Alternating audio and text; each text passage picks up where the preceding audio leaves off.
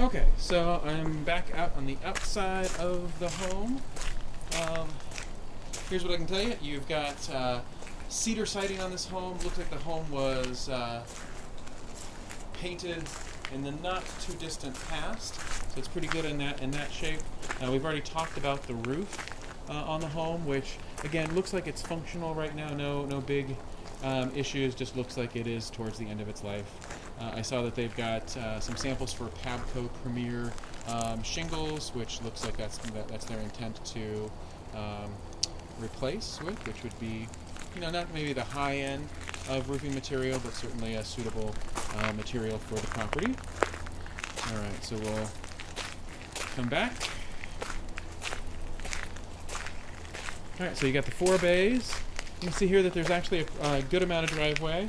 It is a crushed and compacted gravel driveway, and there is drainage in it, which is wonderful. In Washington, especially with all the rain that we get at times, we always do want to have good drainage for the property. All right, so this was, if you recall, when we went through the garage and we went to the mother-in-law, they said that there was a door for the dog run. So here's the door for a dog run.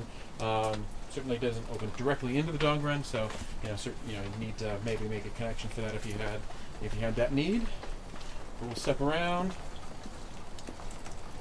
I'll walk you around the property.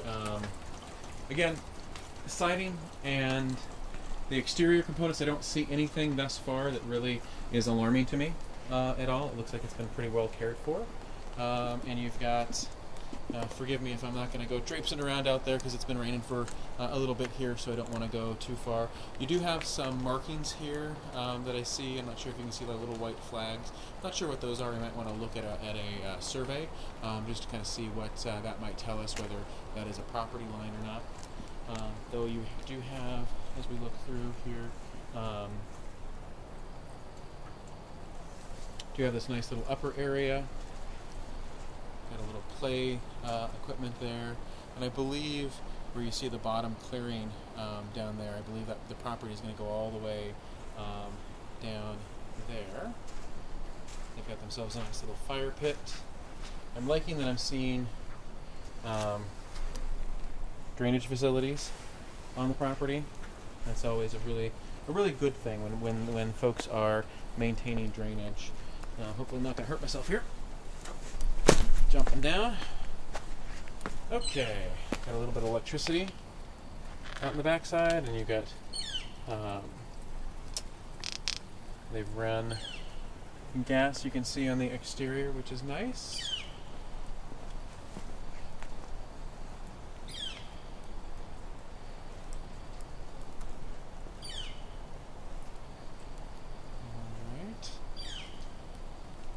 Again, everything that I'm seeing here on the exterior of the home points towards a home that's been well cared for.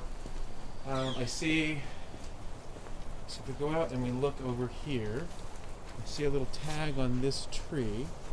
And again, if you're really interested in the home, we're going to want to do some investigation, but it looks like, not sure what that tag means, whether that the tree gets to be retained or not. You do see right here what looks to be a surveyor's cap, and that can, so I'm standing right on it, and so you can see the distance to the home at this point, and you can see its alignment. So I'm basically perpendicular with the road, facing it right now. So my guess is this is the property corner right here.